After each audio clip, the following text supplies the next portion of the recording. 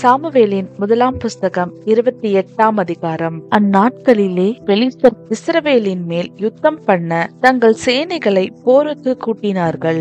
அப்பொழுது ஆகீஸ் தாவீதை நோக்கி, நீயும் உன் மனுஷரும் எவ்விதத்திலும் என்னோடே கூட யுத்தத்துக்கு வரவேண்டும் என்று அறிய கடவாய் என்றான். தாவீது ஆகீஸை பார்த்து, உம்முடைய அடியான் செய்ய போகிறதை நீர் நிச்சயமாய் அறிந்து கொள்வீர் என்றான். அப்பொழுது ஆகீஸ் தாவீதை நோக்கி, இதற்காக உன்னை என்னாலும் எனக்கு மெய் காவலனாக வைப்பேன் என்றான். சாமுவேல் இதற்கு முன்னமே மரித்து போனான். இஸ்ரவேலர் எல்லாரும் அவனுக்கு துக்கம் கொண்டாடி அவன் ஊராகிய ராமாவிலே அவனை அடக்கம் பண்ணினார்கள். சவுல் அஞ்சனம் பார்க்கிறவர்களையும் குறி சொல்லுகிறவர்களையும் தேசத்தில் இராதபடிக்கு துரத்திவிட்டான். பெலிஸ்தர் கூடி வந்து சூனேமிலே பாளையம் இறங்கினார்கள். சவுலும் இஸ்ரவேலர் எல்லாரையும் கூட்டினான். அவர்கள் கில்போவாவிலே பாளையம் இறங்கினார்கள். சவுல் பெலிஸ்தரின் பாளையத்தை கண்டபோது பயந்தான். அவன் இருதயம் மிகவும் தத்தளித்துக் கொண்டிருந்தது. சவுல் கர்த்தரிடத்தில் விசாரிக்கும் போது கர்த்தர் அவனுக்கு சொப்பனங்களினாலாவது ஊரீமினாலாவது தீர்க்க தரிசிகளினாலாவது மறு உத்தரவு அருளவில்லை.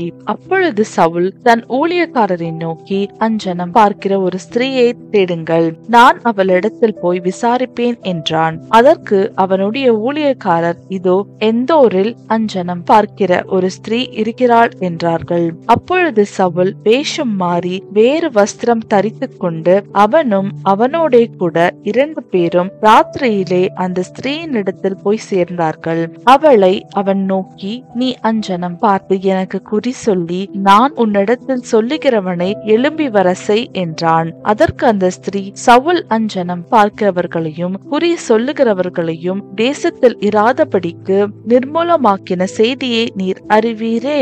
என்னை கொன்று போடும்படி நீர் என் பிராணனுக்கு கண்ணி வைக்கிறது என்ன என்றாள். அப்பொழுது சவுல், இந்த காரியத்திற்காக உனக்கு பொல்லாப்பு வராது என்பதை கர்த்தருடைய ஜீவனை கொண்டு சொல்லுகிறேன் என்று அவளுக்கு கர்த்தர் மேல் ஆணையிட்டான்.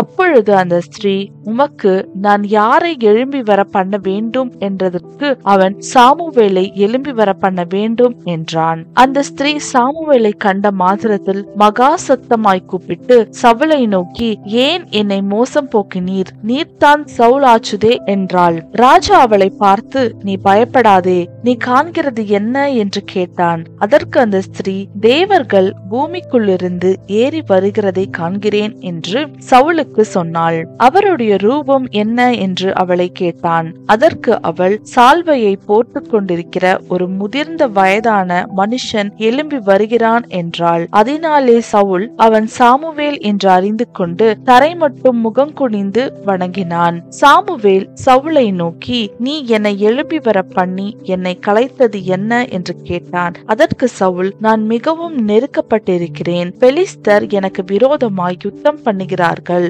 தேவனும் என்னை கைவிட்டார். அவர் தீர்க்க தரிசிகளினாலாவது சொப்பனங்களினாலாவது எனக்கு மறு உத்தரவு அருளுகிறதில்லை. ஆகையால் நான் செய்ய வேண்டியதை நீர் எனக்கு அறிவிக்கும்படிக்கு உம்மை அழைப்பித்தேன் என்றான். அதற்கு சாமுவேல், கர்த்தர் உன்னை விட்டு விலகி உனக்கு சத்ருவாய் இருக்கும்போது நீ என்னிடத்தில் கேட்பானேன்? கர்த்தர் என்னை கொண்டு சொன்னபடியே செய்து முடித்து ராஜ்யத்தை உன் கையிலிருந்து பறித்து அதை உன் தோழனாகிய தாவீதுக்கு கொடுத்து விட்டார். நீ கர்த்தருடைய சொற்கேளாமலும் அமலேக்கின் மேல் அவருக்கு இருந்த கோபத்தின் உக்கிரத்தை தீர்க்காமலும் போனபடியினால் கர்த்தர் இன்றைய தினம் உனக்கு இந்த பிரகாரமாக செய்தார். கர்த்தர் உன்னுடைய ஜனமாகிய இஸ்ரவேலரையும் பெலிஸ்தர் கையில் ஒப்பு கொடுப்பார். நாளைக்கு நீயும் உன் குமாரரும் என்னோடு இருப்பீர்கள். இஸ்ரவேலின் பாளையத்தையும் கர்த்தர் பெலிஸ்தரின் கையில் ஒப்பு கொடுப்பார் என்றான். அந்த சனமே சவுல் நெடிதாங்கிடையாய் தரையிலே விழுந்து சாமுவேலின் வார்த்தைகளினாலே மிகவும் பயப்பட்டான். அவன் ராப்பகல் முழுதும் ஒன்றும் சாப்பிடாதிருந்தபடியினால் அவன் பலவீனமாயிருந்தான். அப்பொழுது அந்த ஸ்திரீ சவுலிடத்தில் வந்து அவன் மிகவும் கலங்கி இருக்கிறதை கண்டு அவனை நோக்கி, இதோ உம்முடைய அடியாளாகிய நான் உம்முடைய சொற்கேட்டு என் பிராணனை என் கையிலே பிடித்துக் கொண்டு நீர் எனக்கு சொன்ன உம்முடைய வார்த்தைகளுக்கு கீழ்ப்படிந்தேன். இப்பொழுது நீர் உம்முடைய அடியாளுடைய சொல்லை கேளும். நான் உமக்கு முன்பாக கொஞ்சம் அப்பம் வைக்கிறேன், அதை புசிப்பீராக. அப்பொழுது நீர் வழி நடந்து போகத்தக்க பலன் உமக்குள் இருக்கும் என்றாள். அவனோ தட்டுதல் பண்ணி, நான் புசிக்க மாட்டேன் என்றான். ஆனாலும் அவனுடைய ஊழியக்காரரும் அந்த ஸ்திரீயும் அவனை மிகவும் வருந்தி கொண்டதினால் அவன் அவர்கள் சொற்கேட்டு தரையிலிருந்து எழுந்திருந்து கட்டலின் மேல் உட்கார்ந்தான். அந்த ஸ்திரீயினிடத்தில் கொழுத்த கன்றுக்குட்டி ஒன்று வீட்டில் இருந்தது. அதை தீவிரமாய் அடித்து மா எடுத்து பிசைந்து அதை புளிப்பில்லா அப்பங்களாக சுட்டு சவுலுக்கும் அவன் ஊழியக்காரருக்கும் முன்பாக கொண்டு வந்து வைத்தாள். அவர்கள் புசித்து எழுந்திருந்து அந்த ராத்திரியிலேயே புறப்பட்டு போனார்கள் என்பதே. ஆமேன்.